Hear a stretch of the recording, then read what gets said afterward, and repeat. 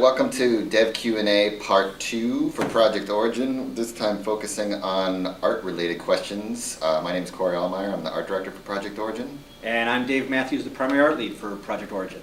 And we'll be answering a few of your questions here today, so let's see how the show goes. Did someone say show go? Al Bumsfeld asks, I really enjoyed the recently presented models on 1UP. Will the game itself deliver the same quality as shown on the models in game 2? Yes, those were our game models, so absolutely. That's we're not building any separate, fancy marketing asset models. Like everything you've seen so far with our game is the in-game models themselves. This one comes from RoyBoy5371. Has Alma's model or appearance changed at all in Project Origin? We could pass that one off to Megan Walling, one of the character artists. Take it away, Megan. Why, yes, the Alma model has changed. Both the little girl Alma, which we didn't change the design too much, but she's been upgraded and thing. And then one of the adult versions of Alma, the one that I'm allowed to talk about, has gone through significant updates for sure, and more story elements applied to her visually. This is another question from 50AENEUS. When we pick up weapons, items, or ammo, will we actually be able to see a hand reaching out? You'll always see a hand when you're interacting with specific game objects, but I think when at just minor inventory items, usually it's just a pickup, because when you pick that stuff up, you could be in the middle of a firefight and you don't want your hand coming off your gun to go groping around for a piece of intel or something like that. But excellent question. This one comes from Riawi. I guess that's how you pronounce it. What had inspired the devs to create the ruined Auburn? It's hard to find modern photo reference of nuclear bombs going off, but that's kind of... It wasn't a nuke the Alma explosion, but it was similar. So we looked at a lot of the stuff from Hiroshima, and it's kind of depressing reference to do, but that's where we looked.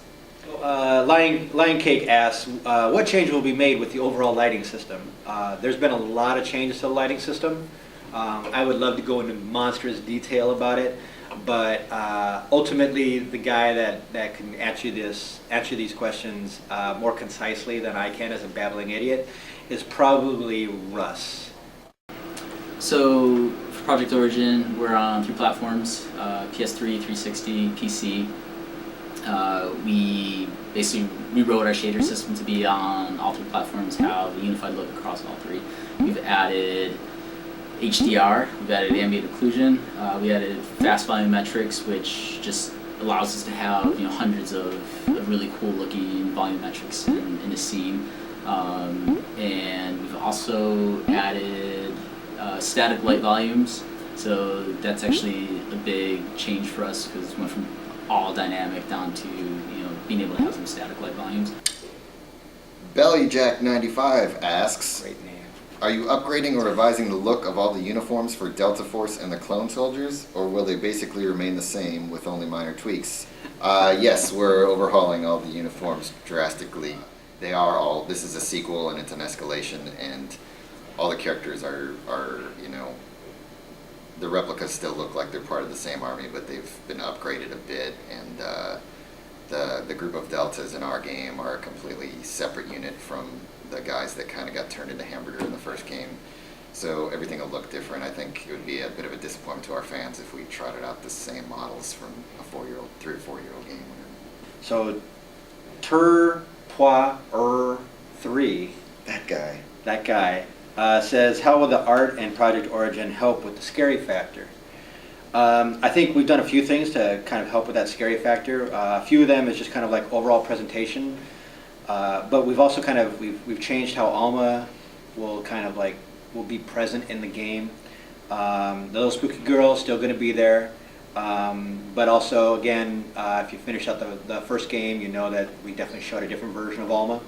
We're starting to play with those ideas a little bit more. And so you're going to see some of that, and how she's kind of composed in the scene is going to be a lot more frightening. So you're going to end up things like, pow, she's right in your face. She might be back over here again, and then, pow, she's right in your face. So we're making it a lot more intimate, and hopefully people are going to enjoy that. I agree. This one comes from Context. Do you consider level design as a genuine piece of art or just the use of different art assets?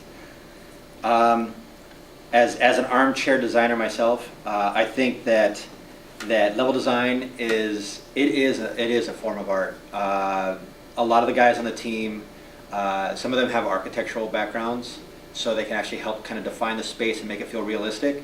So not only when they're thinking about combat, they're also thinking about like aesthetics and how light will enter a scene and just kind of like the flow of room so it feels realistic. So absolutely it's an art form, and you know, those guys work hard and have the skill sets to show for it. Democade asks, what other games, movies, etc. have particularly influenced the look of the outside sections of the game? Well, exclusively the films of Will Smith. Oh, it's a lot of war movies, a lot of World War II movies. It kind of inspired the destroyed city streets. Like throughout the game, we've gone to actual locations and do actual video shoots. Yeah. So we've been able to pull footage directly from areas that we wanted to create. So that's also kind of first-hand experience has been a great instrument in creating some great visuals. Bachelor Party was a great inspiration for our outdoor levels. Independence Day. Oh no, you didn't. That's it for our Dev Q&A Part 2. Hopefully we've been able to answer a lot of these questions, and everybody else that's not in this room also was able to give you some great answers. Please post more. We love it. It gives us a chance to take a break, think about things in a different light, and again, in your face. Good night.